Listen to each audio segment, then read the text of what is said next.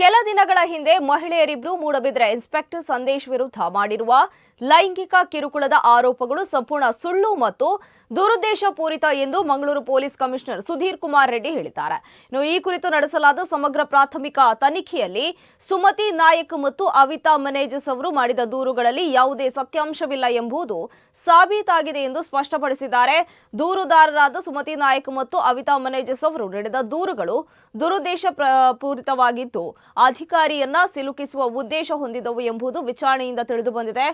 ಈ ಆರೋಪಗಳಿಗೆ ಸಂಬಂಧಿಸಿದಂತೆ ಯಾವುದೇ ಪೂರಕ ಸಾಕ್ಷ್ಯಾಧಾರಗಳು ಲಭ್ಯವಾಗಿಲ್ಲ ಎಂದು ಕಮಿಷನರ್ ಸ್ಪಷ್ಟಪಡಿಸಿದ್ದಾರೆ. ಇನ್ನು ಪ್ರಕರಣಕ್ಕೆ ಸಂಬಂಧಿಸಿದಂತೆ ಸಾಮಾಜಿಕ ಜಾಲತಾಣಗಳಲ್ಲಿ ಹರಿದಾಡ್ತಾ ಇರುವಂತಹ ಆಡಿಯೋ ಮತ್ತು ವಿಡಿಯೋಗಳಲ್ಲಿರುವ ಮಹಿಳೆಯರು ಅವುಗಳು ತಮ್ಮದೇ ಎಂದು ಒಪ್ಪಿಕೊಂಡಿದ್ದಾರೆ. ಆದರೆ ಅವರು ಅಧಿಕಾರಿಯ ವಿರುದ್ಧ ಯಾವುದೇ ಅಧಿಕೃತ ದೂರು ನೀಡಲು ನಿರಾಕರಿಸಿದ್ದಾರೆ. ಈ ವಿಡಿಯೋಗಳನ್ನು ವಿನೋದ್ ಪಿಂಟೋ ಮತ್ತು ಇತರರು ತಮ್ಮ ವೈಯಕ್ತಿಕ ಹಿತಾಸಕ್ತಿಗಾಗಿ ಬಳಸಿಕೊಂಡಿದ್ದಾರೆ ಎಂಬುದು ತನಿಖೆಯಲ್ಲಿ ಬಹಿರಂಗವಾಗಿದೆ ಎಂದು ಕಮಿಷನರ್ ಹೇಳಿದ್ದಾರೆ.